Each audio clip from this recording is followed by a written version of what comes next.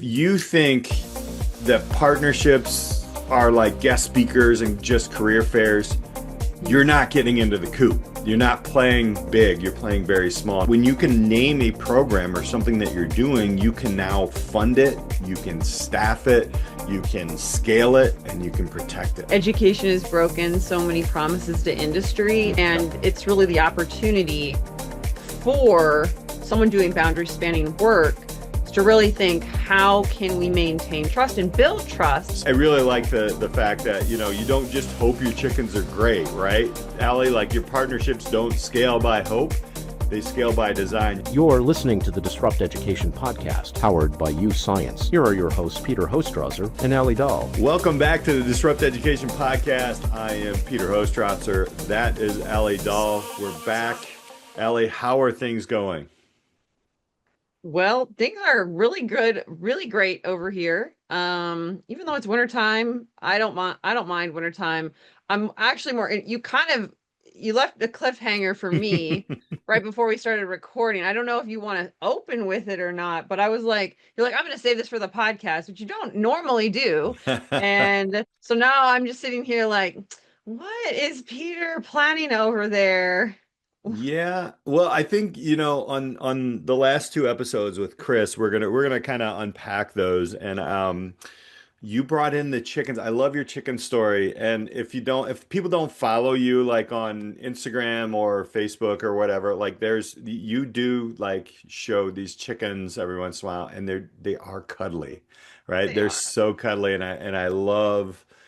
It makes me want to cuddle with a chicken. But this is how it ties into leadership, right? So what we learned about Chris, and really, we'll unpack this more, but really just giving us terms and in ways that we can move forward in the work that a lot of people in CTE are doing. But you made a point of when you have chickens, right? Some people, quote unquote, districts want cuddly chickens, but they never show up in the coop. Aha. So they don't put in the work. They want all this stuff, but they don't really identify and create things with intentionality. And that was what I wanted to just break into this entire podcast with, basically, if you think that partnerships are like guest speakers and just career fairs, you're not getting into the coop. You're not playing big, you're playing very small. And I think that was where I wanted to start with Chris. And he gave us the language of basically what I've been doing, at least, without being able to explain it. And I think one of the biggest parts about that is, as you research, taking care of these animals and understanding how to excuse me, get them to a place to where, yes, this is great. They're healthy, da da da. Like when you can name a program or something that you're doing, you can now fund it, you can staff it, you can scale it, and you can protect it.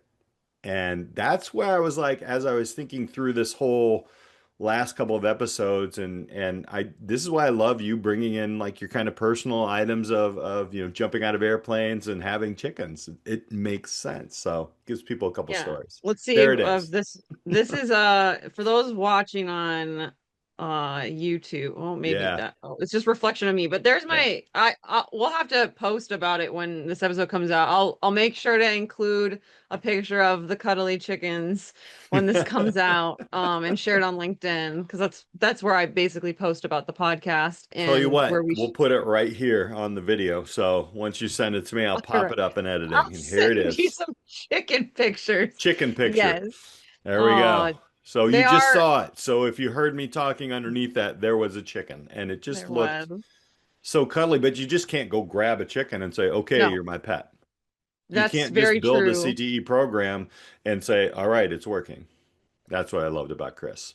Yes, I felt like such a relief for education with his research. And there's so much power in language and common language, and his research is really interesting on boundary spanning and Yeah. giving something a name, right? Like I kind of will tie this into like, so therapy has become more mainstream. It's Hmm. less like, taboo or something. Like I remember my students, my last couple years of teaching, always coming and being like, oh, I talked to my therapist about Karen. And I'm like, who's Karen? They're like, my mom. It's like, but they were so open about like being in therapy, and it was like preventative or it was maintenance, or I mean, for some students, obviously they were going through stuff that it was like more like crisis intervention, stuff like that. But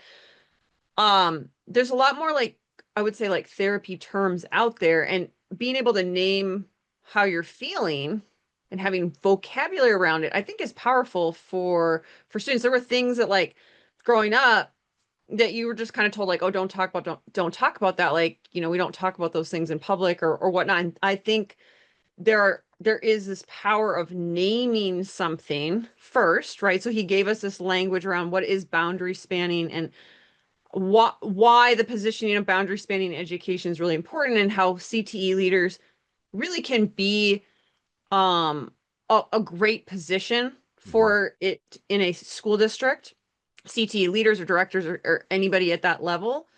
Um, and kind of like maybe how it's underutilized, or just having a framework around something, you give it voice, you give it legs, it becomes more commonplace, right? Like Yeah. we've been talking on the Disrupt Education podcast for a while now. Not, it wasn't like intentional, it just kind of developed, but we've seen just how powerful CTE can be right now, because there's this big push for different pathways and different programs than like the quote unquote traditional model. Hmm. And so, like Jeremy Smith opened with 2026, he's like, look, I had this idea for Pegasus 15 years ago. The time wasn't right. People weren't talking about education the way I saw it. And I think that's kind of, like CTE. I never saw CTE probably the way you saw it 10 years Hmm. ago. Yeah. And so we really like elevating this work because we see how it could integrate into everything, in especially like post-secondary, and how underutilized it is. So it's like this, it's almost like a best kept secret that's becoming less secret. And we're just trying to amplify that and like share. So like if people have, if they have their mindset right, now they have a Hmm. language, they have somebody in that position. Chris gave us some like, it was like a mini training, I felt like in some Right. ways, Yeah. you know, you could, it could really impact the school district this year, right? And then certainly if you were hiring for that, because this episode is going to come out like around hiring season, if you're then like moving into hiring new roles for your school district, think of how powerful it could be with any leader. I would say, like, if you're hiring in leadership for education, this is like the framework for training, I think. Yeah. That 100. I never heard it worded that way before.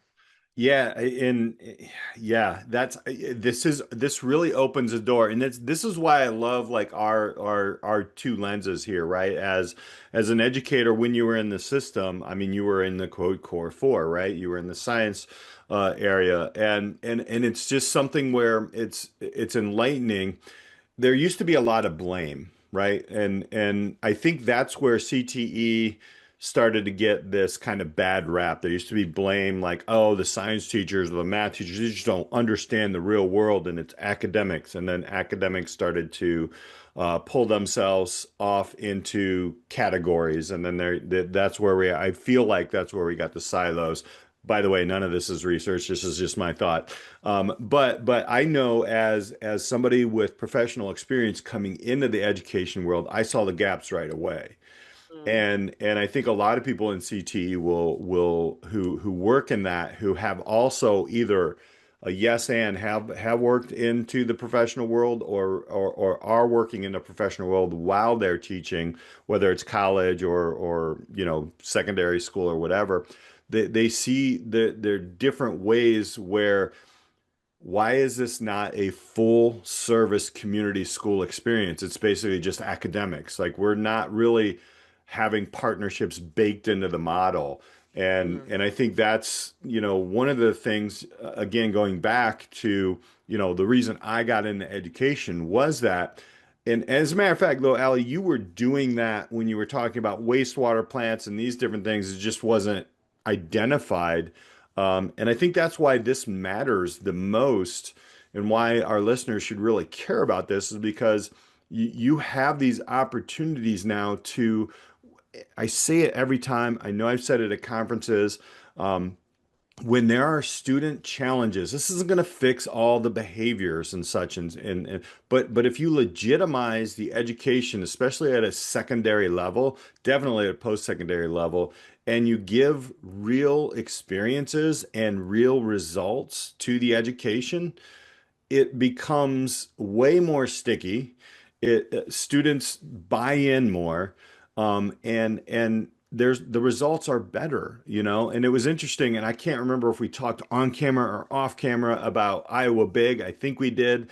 On camera.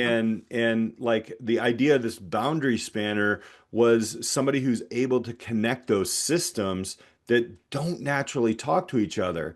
And if you go way back to episode 100, when I did go, I traveled in those days and went to Iowa and talked to Trace Pickering about what they did. They literally brought in two systems. They brought in the student's idea, how they wanted to fix something in their community, and then they put academics around it.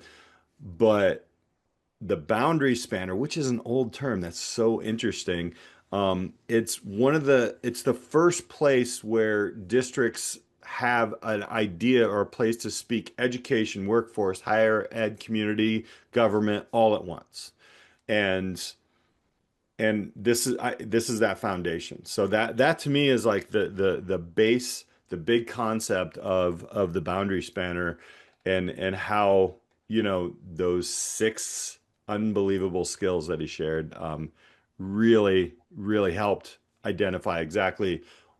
It's a formula. It's a formula. And having the conversations with my colleagues and such, we started talking like this is applicable anywhere. It's kind of interesting. So It is. I mean, it was originally built in the 1970s around business and just that business doesn't operate in a vacuum and businesses realize they have to span outside of their walls in order to like really reach the boundaries and that you get better business. So it was right. You think, okay, that still applies. Like business is still happening. Good businesses still do this. He shared some really cool examples and he has posts on LinkedIn about this mhm. with the expediter and a fine dining restaurant. And when I think about education, the state of education and everything, I'm so encouraged when we talk to people like Chris. Okay. Mhm. You don't follow Chris Brida on social media, on LinkedIn. Like he's a real thinker. And like I was thinking about this. I'm like, if I was leading a school, I'm not planning on it, but I'm just saying You if I sure? was You sure there, Allie? Come on. sure. Well, School of but skydiving. Let's do I that. I think about like I would want him as like a dream team member. A hundred Like percent. his aptitudes are off the chart and like Mhm. he talked a little bit about aptitudes and we've certainly talked about aptitudes on the podcast before with you science being like the place to really understand like who you are, not just like what you're interested in. And his aptitudes that he named on the podcast are like so they're unique to him and Mhm. he's really put them to work in like transformational ways. Like I've heard the term transformational leadership and when we were talking to him, I felt like I was experiencing transformational leadership in real time. Yes. That's how powerful that episodes, we did two of them. Like, thank you, Chris, again for Yeah. spontaneously. It was not planned at all to do two. It was like, I just in the episode, I was like, Peter, I was thinking, I was like, I know Peter's thinking the same thing. We gotta keep going. We're not anywhere close to where we want to be in the conversation. And it's just there's jargon out there. We talked about jargon in the episode, and I felt like he did such a good job of pointing out jargon, but like simplifying complex things. And Right. that is so needed in a boundary spanner role, which he is. And he's like laying, I would say, like the framework for it with his research. And then like he's doing it in his role in Portland, which is the largest school district in Oregon. So it's like, that's a big job. I kept thinking, I was like, when does he sleep? Right. With minimal funding too, by the way. Yeah. Yes. Yeah. He We did talked talk to, about that. I don't know if we did again on camera or off camera, but like, yeah, Portland is underfunded. Oregon, the state, is underfunded in CTE comparably to other states. And to work with, this is though, like, I think when we start talking about these things, this is where like there is a way, right? And Mhm. maybe he doesn't sleep, I don't know. But Let us know, but Chris. but I don't know. I think when you're legitimate and you really do your research and then you can start putting things on paper. Like if something is there and you can see it, right? Then you again like it's easier to be able to identify and move forward. So I think that maybe he was even forced into. I don't know, Chris. Sorry if we're putting words in your mouth, but like you really like saw something, you saw the pressure points, and you're like, okay, wait, let me try to make meaning of this first.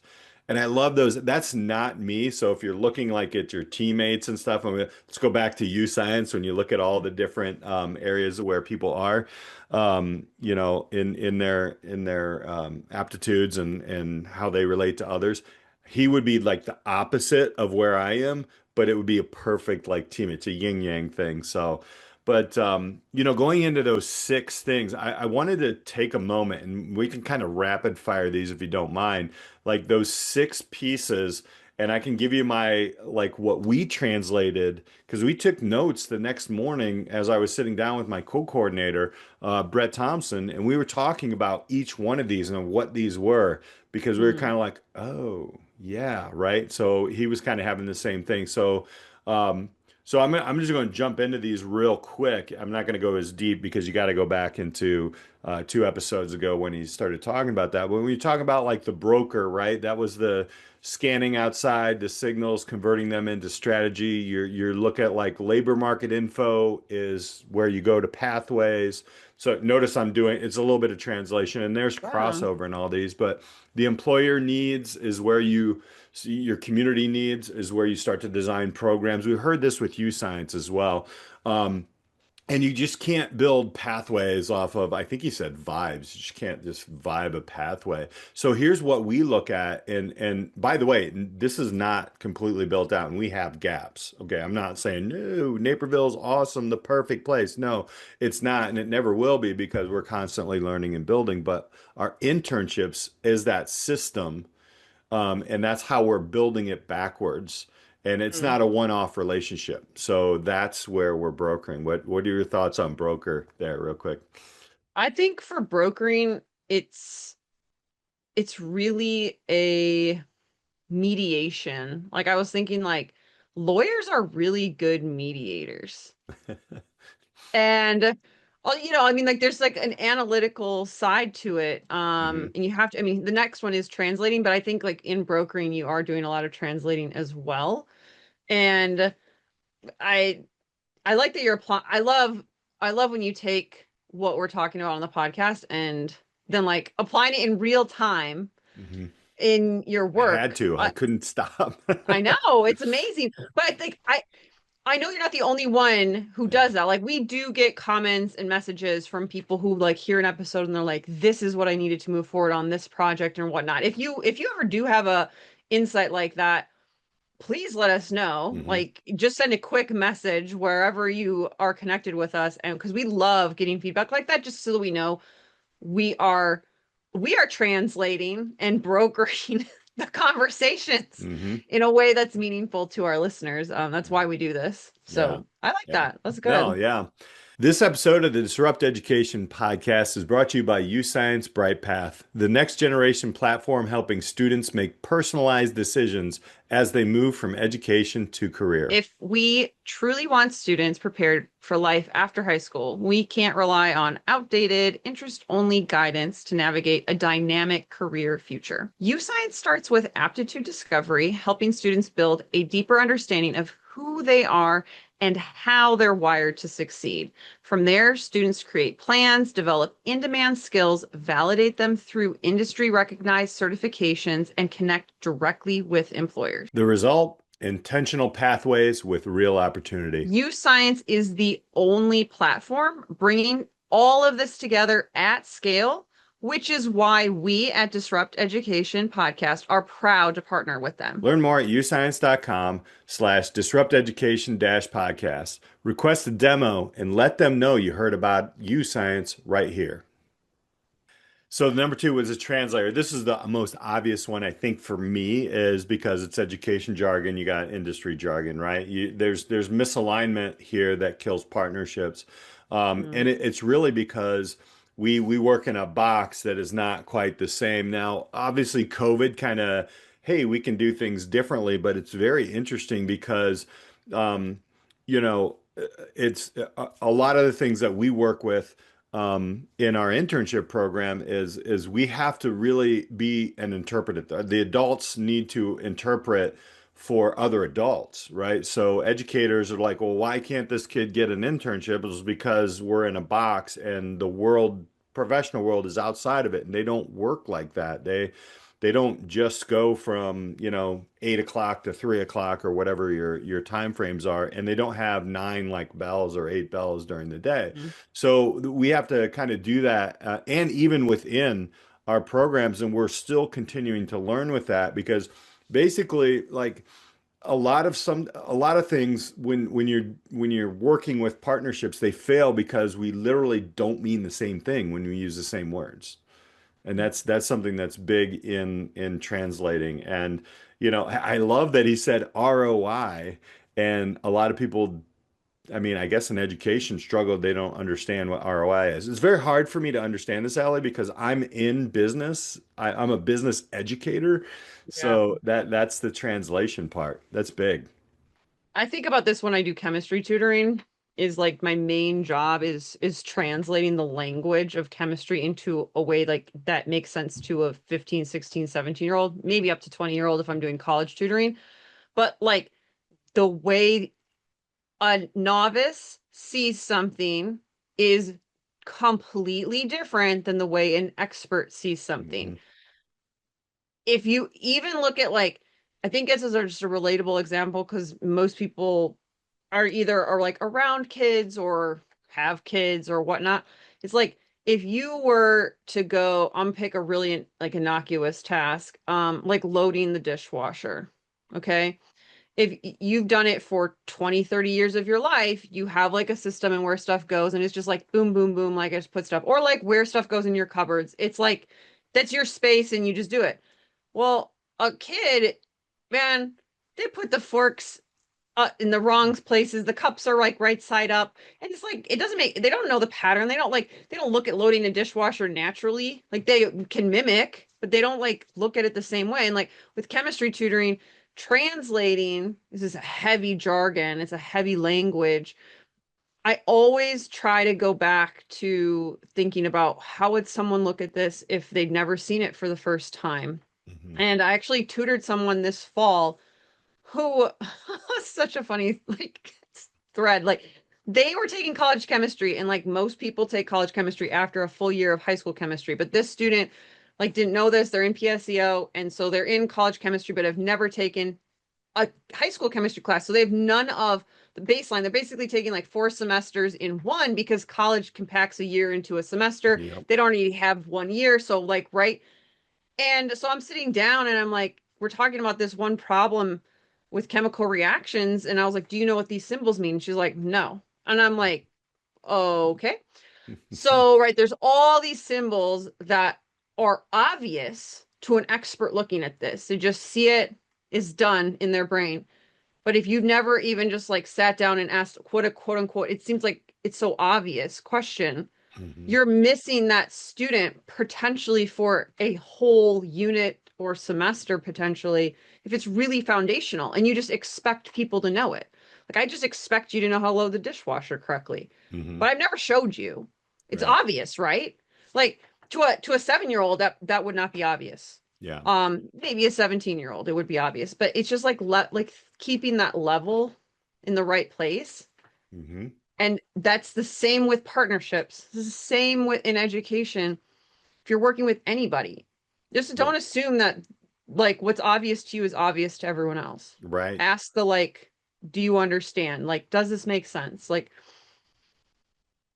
it's so simple, but it's Yeah. huge. He It said simple yeah. things are the big things. Small is Yes. all. Yeah. You see how we're scaling this hall? I mean, we're only on three, but like we're scaling this into different areas. I mean, this is why like I think this works great. Trust me for CTE and building, rebuilding schools, but man, this could be used like in just one class or one unit. I mean, it's so good. It's a trust builder, right? Is the third one. And again, like, um, consistency and reciprocity equal is integrity. Over time, you add those three, you got yourself some trust. And, I think this is hard because when you're building partnerships, it's person dependent, right? Like, you have to have somebody in your school, or somebody or you to do this. And this is a blessing and a curse because if you forget things, or forget to round out things, that's what we're really trying to build a system to where these things work. And we actually have students building this right now in Naperville, to where, we can't just randomly outreach to people because that's not going to scale. You're going to forget about things. I mean, it's people like, oh, one and done, and then there's like, well, they never got back to me, so I guess, I don't really trust them, or whatever happened there. So it's not just like I know a guy, it's the systems I know a guy. trust. Yeah, I know a guy. So, and then you just, okay, you come in and then nothing happens. So I think that's what's so important, that trust. And to build that trust takes time, effort, and I think it also takes a unique skill set of building a system, especially when you're building partnerships, to where, if you go into Salesforce, or if you go into, any kind of sales, and you have a very organized calendar, and you can see, I call them like, your red light, yellow light, green light, right? So green lights are on, they're moving. Yellow lights, you probably have to follow up. Red lights, they haven't heard from you, you got to go back in. And I learned that when I worked at Auto Trader, but like that's what we need for partnerships, so we can constantly communicate. And I think that's why, building this trust again is people dependent, but that it takes time and it takes effort. And we'll talk about leadership a little bit later, how you need to remove those boundaries. So Yeah. trust. It's huge. And Chris mentioned, he wants to build something that he didn't word it exactly like this, but that's going to outlive him, so to Yes. speak, like in Hmm. that the partnerships don't depend on personalities. Um, and he talked about again, rather than managing, like it's systematizing, creating a bigger thing than that one person doesn't rest on all their shoulders because people ebb and flow in an Hmm. organization. So that's where the trust building comes in even more important. It's like you're not trusting like a person, you're trusting an organization. And Right. so that is a huge, I think, designing things in a way in education where the promise doesn't get broken. Because I know Jason Van Ness has talked about like education is broken, so many promises to industry Hmm. and maybe the community. And so that's where maybe trust is low. Yeah. And it's really the opportunity for someone doing boundary spanning work is to really think, how can we maintain trust and build trust, Hmm. whether or not I'm in this role, and designing something in a way that keeps that at the center is Yeah. really, really important for this work. Yeah. And that's there has been a lot of mistrust in education in general. We've heard that over and over again with a lot of our different people who are working with us. I mean, I don't know. I don't know if trust in universities and Jeremy Smith mix.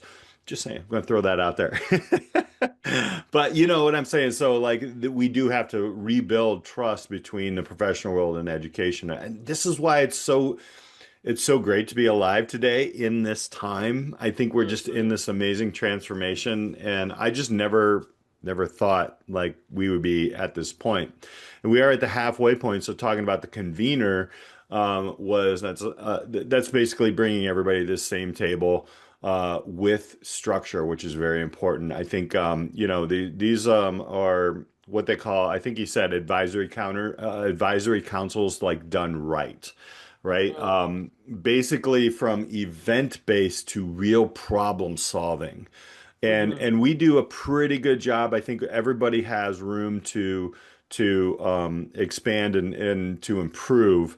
I know we have a workforce innovation council, and we ask them all the time, what do you need? What do you see? And we can hear directly from professionals in that room say, we need students who understand how to work this way, and these are the skills, and these are the things. So we're hearing their problems, but we're working backwards on them and trying to figure out. Again, it goes back to, you know, it we people who are there for the facade, and people who are there to actually change outcomes. And so if you're a leader, and I think Chris said this as well, but one thing that we do, yeah, we still do have career fairs. We do have speakers coming in and different things like that. But as a sales funnel, what we want to do is show, it's kind of like open a door to the foyer of your house, right? Like this is just the entry. There's a lot more things in here that we would love for you to come into this ecosystem and then actually change outcomes. So, because, it's easy, it's a one-off to actually talk. But that convener is somebody who's able to do those other skills that we just talked about, but really also bring people in and say, look, we really want to change outcomes and we need your help. And, we've done a pretty good job at that. But we can always improve, I think, at our school. We've got some amazing people on our Workforce Innovation Council, and we want people to, tell us what we're doing wrong, get mad. Like it's okay. Say, we have people coming down the pipeline that don't know this, and this makes us angry. Here's how we do this, or who we hire instead. And then, we kind of play off of that. So we really want people to help us change outcomes and not just say, all right, well, we checked that box. The Mm. convener. The convener. I'll also make a plug for Christy Valesky and Jeff Frost's Yes. book, CT Reimagine, because they have a great segment, chapter, maybe multiple chapters, Yep. in the book about how to do this right. And they don't necessarily name it, but I saw so many overlaps with their book and Chris Hmm. Brida's work. So, if you aren't already collaborating, Christy and Chris and Jeff, Hmm. maybe we're helping you Yeah. put it all together. Exactly. But Yes. you just convened CTE professionals there, and they are all changing outcomes and trying to change outcomes and improve those. That impact data. Let's go all the way back to Scott Carr. Impact data, right? So these are the people that you guys can connect with Wow. and really, dive into and really understand these things. Then we get to the buffer, right? I Big literally things just to had a say. conversation, yeah, with my director today, and she's amazing. And it's protecting teachers from external chaos and protecting partners from edu bureaucracy. Um, that's funny because my dad was a buffer for me becoming a teacher. Before I became a teacher, he said, don't become a teacher because of the politics. He was trying to protect me from the bureaucracy before I even walked in. And look, it's there, but there is teacher overload, right? And if you see somebody doing something good, I think this is where administrators, you don't just keep giving them things, you try to give them teammates that will build with them and remove the friction so these partnerships don't die in the system. And also you really, I mean, being straight up with partners is something that we do, especially at Naperville, is we are the buffer. We'll tell them like, look, I get it. We have our students have sixth and seventh period open. So if they can leave the school and come back in that time frame, that would be great. We'll bend a little bit if they need like an eighth period every once in a while. Can you guys bend and like do some different things? Because there is bureaucracy, there is policies, there are statewide, nationwide, all these different laws and legalities that a lot of times don't make sense. I'm just saying. But we have to work within those bounds. So we don't want to, kill the partnership. We want to continue to try to figure out ways to build. And here's what I really like. Like if you want teachers to do this work, you've got to absorb the mess. I mean, Mhm. you've got to absorb it and finding people who are well chaotic. That's me. So I know Brett and I when Brett basically built our internship program with two students with nothing, zero. So if you can imagine that, that's amazing in its own right. And when I heard that story going through my interview, I was like, I want to work with this guy. Like, and so I think you need as administrators and leaders in this work to be the buffer. You got to let them go and let them build, but protect them from crazy stuff like, we don't do normal teacher things all the time. We do them sometime, but we are protected from our admin to have the flexibility to do the things that we think or need to do to learn to make this the best program ever. That's hard for administrators sometimes to do, but I'm telling you, if you do it, that's where you become that buffer and things will happen. Mm. I I have a lot to say about buffers because they're a key term in chemistry. Yeah, And one of the things I was thinking about, and I know I said it on one of the episodes with Chris, is, with all of these skills, broker, translator, trust builder, convener, buffer, last one's integrator, but I kept coming back to him like, should this be one person? I mean, like yeah. he clarified, like, you're not all of these all the time, but Hmm. the buffering one was the one I was like sitting there thinking, I'm like, if you're an admin and you're doing it well, you're doing a lot of buffering, a Hmm. lot of buffering. And like buffers, I probably wouldn't have said this a couple years ago, but we're being bold in 2026. And so I think it's worth saying that like a good buffering system, like your blood, okay, um, it's kind of important that the pH of your blood sits around 7.4 on the scale. And like that's pretty close to neutral. If you know anything about chemistry, 7 is like pure water. So it's like our blood is slightly basic, I'm slightly relearning my basic. chemistry right here, I There you swear go. to you. And so we our blood pH, a lot of things, when we eat foods or take medicines or anything, like it gets absorbed in our intestine and it can go into our bloodstream.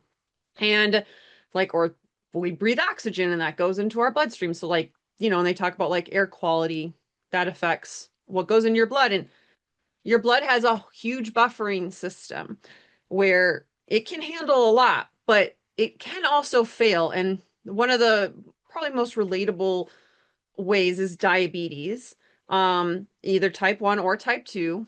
But basically, like it happens when people have like the insulin isn't either made or it's like it's not the right amount, and your body starts breaking down fats and throws it into the bloodstream. I'm making it simplified to Mhm. hopefully help you understand for people who are listening. But basically, like you have an acid and you have its conjugate base, that's the jargon. But basically, like when the buffering system fails, because your kidneys and your liver cannot keep up with what's in the bloodstream, you can have organ failure. You can have Hmm. acidosis. Your blood can turn acidic. It can be very, very bad. Like little bits, like, okay, you might have some like symptoms that won't kill you, but I just think we need to be really careful with whoever's in the buffering position and Hmm. recognize that that could be a really challenging position. Like a buffer's really, really good until it's not. Yeah. And when Yeah. it fails, like it can be a really bad thing. So it's like we need to trust that boundary spanner and we Hmm. need to like have interventions around them as well, like checking in, like, you've got that friend who's always checking in on you and you're like, gosh, they're so great. But like you at some point, hopefully you realize like, have I checked in on them? Are they okay?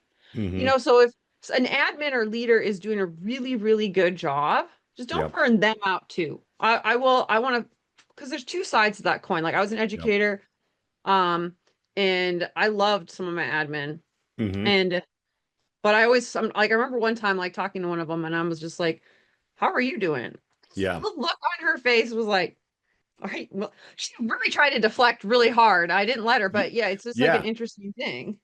Yeah. So, No, I love that. And that's actually a great, like this is a two-way street. And just having a conversation with my director, who's basically the person who oversees me and a whole bunch of other things. Just had that and honestly, like if they are doing a good job, if you're in a practitioner and people are removing boundaries, that's a very great point, Allie, is to make sure that you thank them. Like just thank them. Just tell them what they're doing that is awesome for you and inevitably for students and program building and thank them because there's so much coming at our admin right now. Like that's such a big point to make. And yeah, I mean, I love to have these conversations with my admin as well, just to like let them know, look, man, this is what you're doing that is awesome. You don't always come with problems, and I always go back. I don't know what politician said it back in the day, but even if I do come with a problem, I come with two solutions. Always come with two solutions, and you can do that as a buffer as well. So, like even with your businesses like we talk about, okay, the kid has to work into this area. Well, here's a couple of different ways we can do this. And it just buffers. So the last one is the integrator, which this is man, this is a tough one because this is kind of big picture. This is where you're I would, for the lack of a better term, like stitching silos into a coherent infrastructure, right? Like you are for us, it depends on where you are in our area in Chicago. There are just high school districts and then there's K through 8 districts, but we are in a K through 12 district. So it's a unit district is what they call it. But mostly where I would say mostly throughout the United States, it's more unit districts. So you have the opportunity to align elementary, middle school, high school. And then the harder part is post-secondary, right? And getting like all these things all these pathways aligned, right? So because think about it, like as a UX designer, you have to integrate these things. You got to the student is walking through this entire thing, right? What your entire system, right? But if it's Mhm. siloed, that student's going to get a fragmented opportunity. And they're going to see like something over here, and then all of a sudden they're going to go here, and they're going to like, well, I already did that. And it's starting to happen. I think the next big wave is going to be between secondary and post-secondary because secondary is moving faster than post-secondary a lot right now. And so there needs to be alignment there. But Mhm. that's very important that integrator to really have those conversations as well. Now, I will tell you in Naperville, that is something that is above where I work, right? So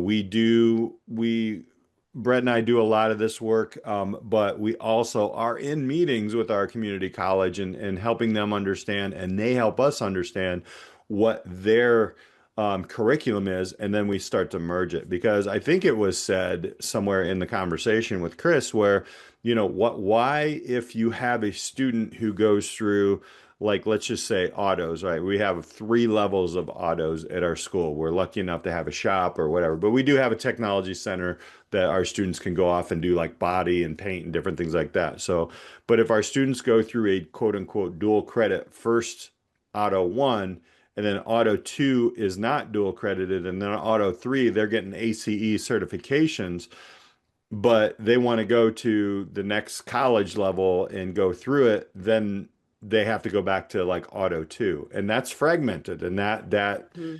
is something that an integrator needs to really call out and try to work through these things. It's almost like a buffer in your whole system, I would call that. So there's our Yes, six. There's our you're six. aligning people, policies, structures coherently. I come back to you better have someone really apt at that. And that so it was in one of his posts, his LinkedIn posts about how like aptitudes only change like 2% over your lifetime. I didn't know that fact. And interests change wildly over your time frame. So I think when you that's why I think this is such a timely conversation because you're hiring for people and you Hmm. don't know what they're truly apt at versus Yeah. like I'm interested quote unquote in integrating. Are you good at it? Like actually like there's a, and I'm not saying like skills can be built and you can train people, but I just think some of these roles in leadership, in order to build leaders, like we really need to have honest conversations about like, is this an aptitude or is this an interest? Mm-hmm.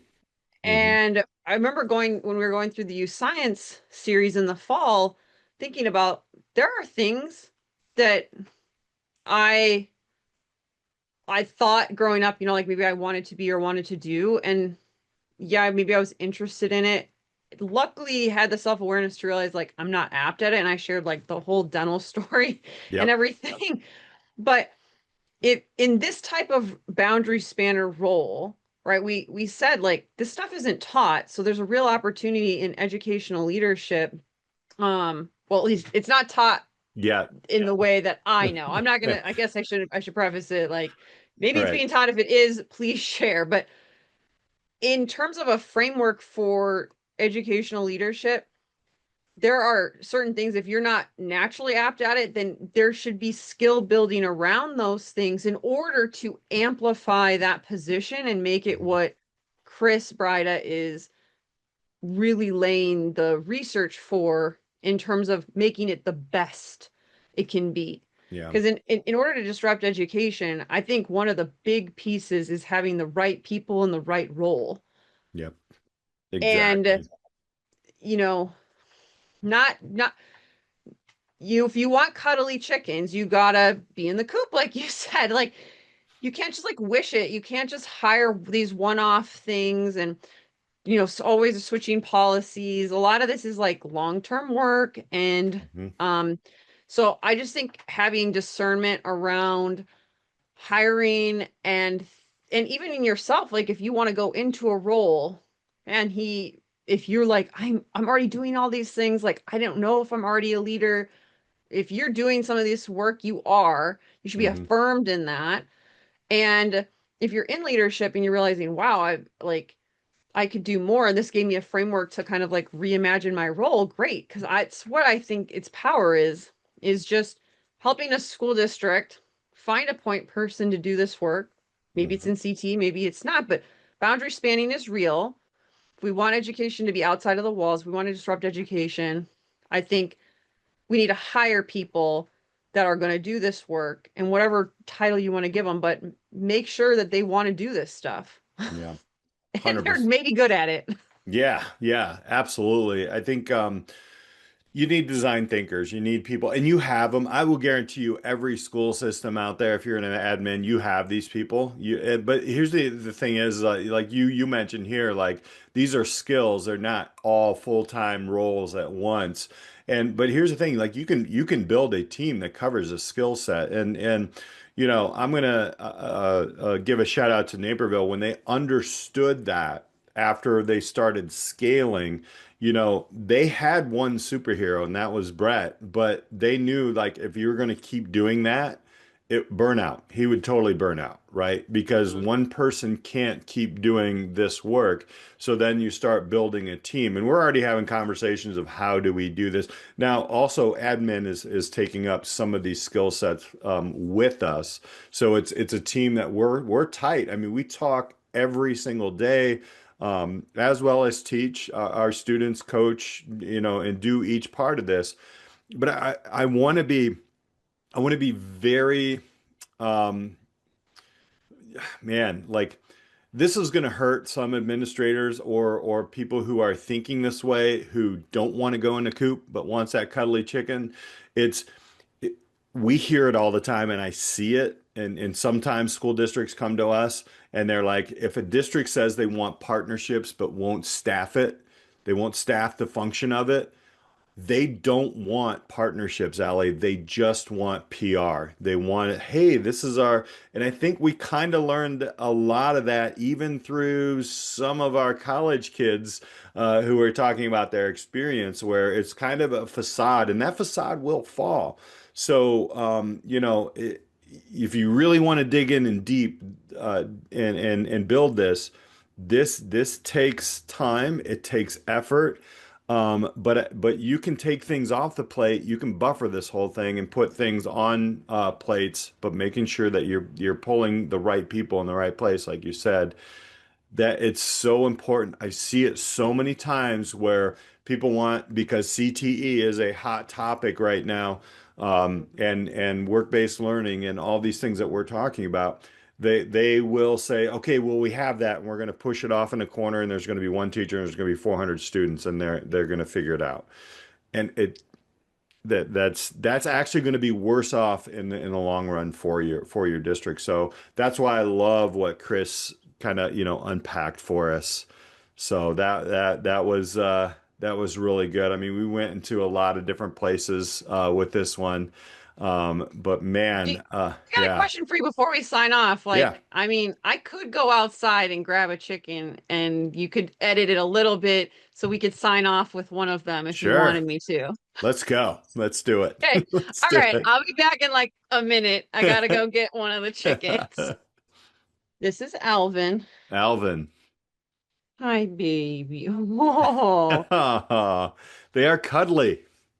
very Wow. cuddly. If you hold them, you treat them good. You can see Yeah, she just loves this. yeah. Not not bothered at all.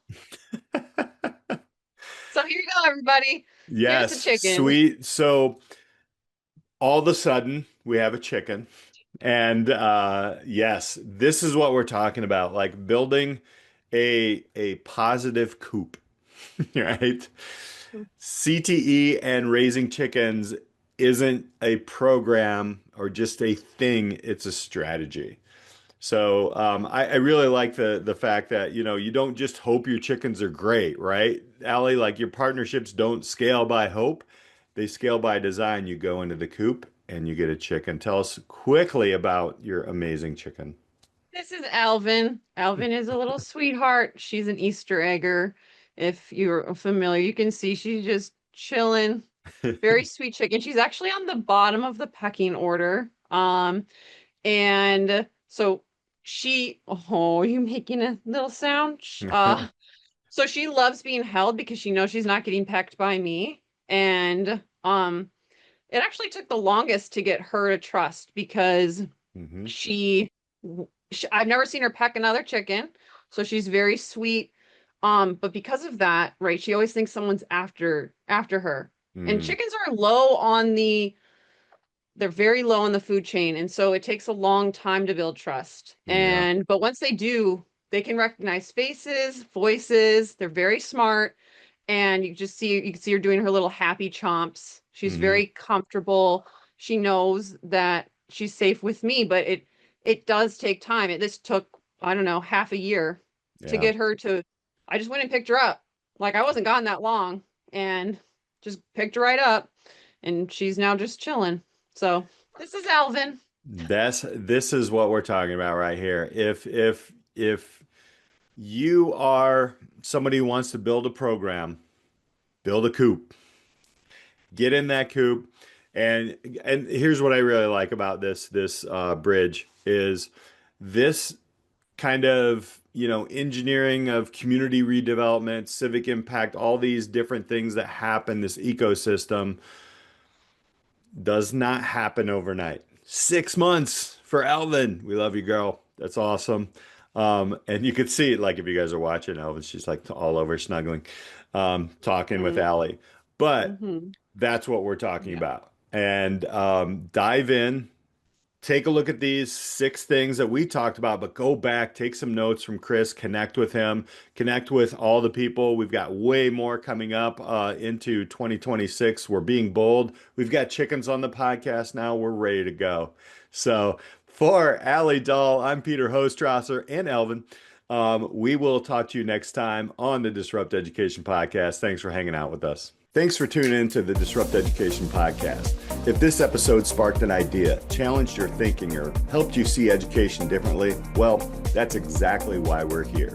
We're highlighting real stories and bold ideas shaping the future of learning. A quick thank you to our sponsor, UScience BrightPath, the next generation platform helping students make personalized decisions as they move from education to career. If you're serious about connecting students to real opportunity, head to uscience.com/disrupt education-podcast. Request a demo and let them know you heard about UScience right here on the Disrupt Education Podcast. For more episodes and clips and ways to connect, you can always visit disrupteducationpodcast.com. I'm Peter Hostrawser. Keep disrupting. We'll see you next time on the podcast.